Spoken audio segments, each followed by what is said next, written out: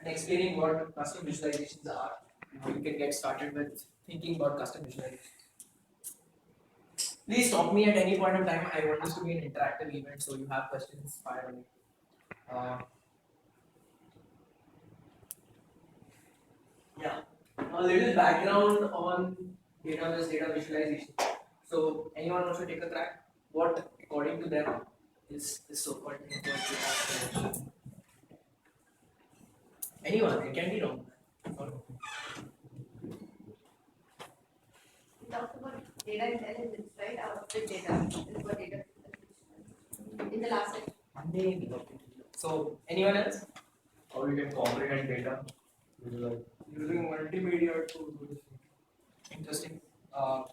Anyone else wants to try? Give a visual for who doesn't understand technical stuff. So visualization basically out of technical world. You can give out data Possibly. to them. Yes. So Anyone else? everyone and anywhere, everyone can use it. No form of visualization. That's right. Anyone else want to try? Okay. So I tried to do this. So it turns out it's not so easy to define data visualization. It's actually like no clear-cut definition. So you start with two endpoints actually. I think this approach works better. So you start with something called statistical graphics, and you end up with something called information graphics, or popularly today known as infographics. So let's see what these things are. Yeah, and now let's talk a little bit about statistical graphics. Now it's been in practice for ages and ages. There are people like John Dewey who like created it from the scratch, and a lot of this stuff has been there in the past. There's this guy called William Playfair who actually created these nice graphs. They look good, but they were and he invented the pie chart by the way. Awesome stuff they've done in the past, and primarily their work is around these three terms you can see at the bottom in statistical graphing. One is explanatory, that is, hey, look at this data, tell me something, explain me something about it. Second is exploratory, okay, visualize my data and bring some little bit of matching and correlation to it, and let me like go through it and find out things I didn't know about. And finally is inferential, and that kind of translates to predictive also, which says, hey, you got all this data in your system, there's A, there's B, there's C, but did you know that A and B are related, and when you change A, B changes? That's an inference. And so now by making that inference that you change A, B changes, now you can predict, hey, B will change if A changes. So there's a small nice logical mumbo jumbo over there. And now jumping to the other end of the spectrum is information graphics. I think, has anyone over here not seen an information graphic? Infographic?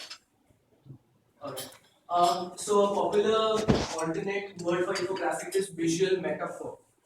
It's supposed to represent a concept, an idea, and it's more about storytelling in terms of hey, these are visible, but this is something about some aquatic plants, and this is like spending on different household income goes into like meat, and some goes into like uh, household amenities and blah blah blah blah blah. And great, and this is really useful when you're communicating with an audience who's not comfortable with numbers, who really just like average newspaper reader who's bored of reading text and wants to see it in a little fancy and artful, visually appealing format. And that's what infographics do. Uh, so we come to the complicated field of data visualization. Now, data visualization in theory is everything in the middle. It sort of works on top of data, but takes cues from the visual design aspects of information graphics. It tries to bring about representations which are about data, maybe not as comprehensive as the data itself, but it is way more easier for a human to understand. And that's the aim of data visualization. I don't have it up here, but someone would say like the first precursor of data visualization was something called the Nightingale's Rose. Has anyone heard of this? The Nightingale's Rose. Right. So there was this lady named Florence Nightingale, right? And she was in the Queen's kingdom, and I think this is the time of the Black Plague. So a lot of this is during the Black Plague and Crimean War. So a lot of people were just dying, and she figured out that a large population of people were dying because there were not enough medical resources. So it's not they were dying at war; they died because they were not getting treated properly. Uh, so she made a simple graph. She took, hey, let me do this thing. Let me plot a graph. I'll just draw the graph.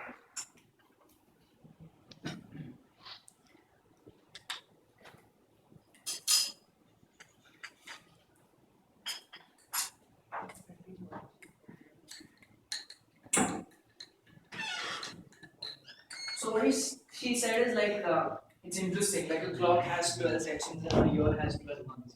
So can I plot months on a clock?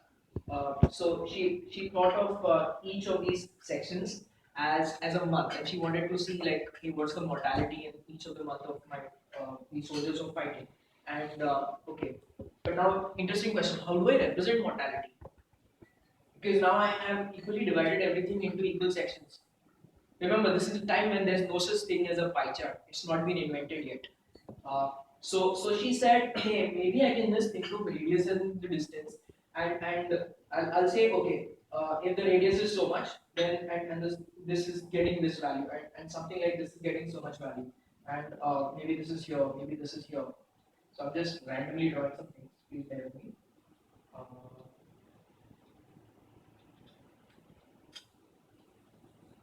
okay, and rub up these weird little squiggly lines.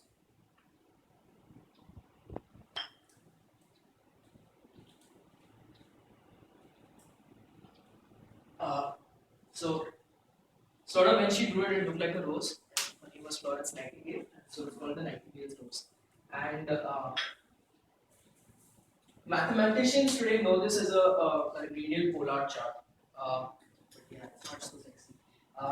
Yeah, and the point is that I took a data point, which is the number of people who are dying in a month, and I took month itself as a data point and tried to represent it using a visual paper format.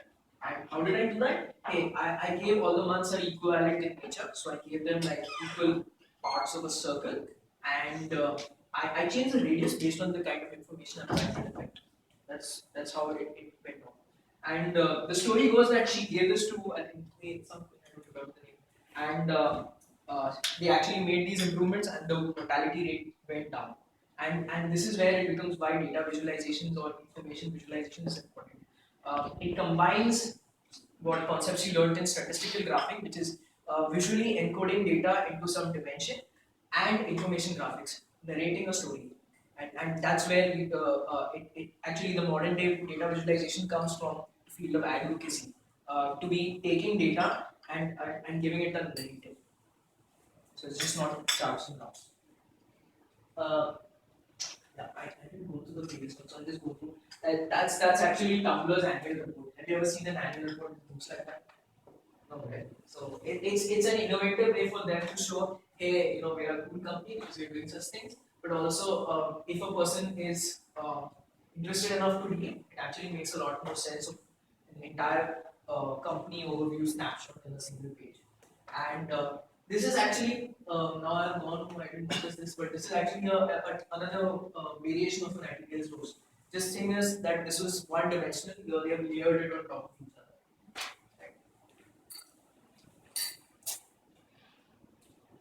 Yeah, and these are some other examples. I don't know, they're not looking good, but yeah. So this was like some newspaper did a study. Hey, how are hospitals performing in various cities in the states? And I could give a good bad, and they're probably on some 25 parameters they are rating these hospitals now. So how do you make it accessible on a limited pixel page, right? So someone said, hey, give them heat maps and make them like calendars. So now suddenly you know that this guy is doing really well. This guy is messing up in some places, and the rest of them are just average.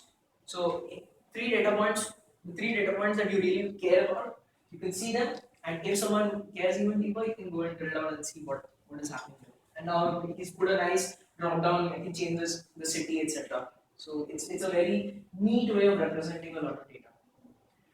And this was interesting to me. Now it doesn't seem so interesting.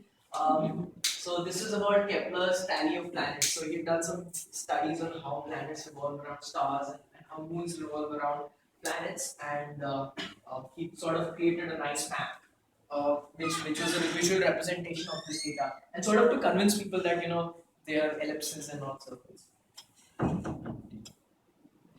Right. Uh, Summary. Yeah, this is something I wrote myself, so please don't hold me accountable for this. But so this is what I think, that data visualization lies at the confluence of structured information, that is data, and visual design. And it sometimes serves to inform, that is the ecosystem of statistical graphics. Sometimes to engage, and most often to evoke emotion.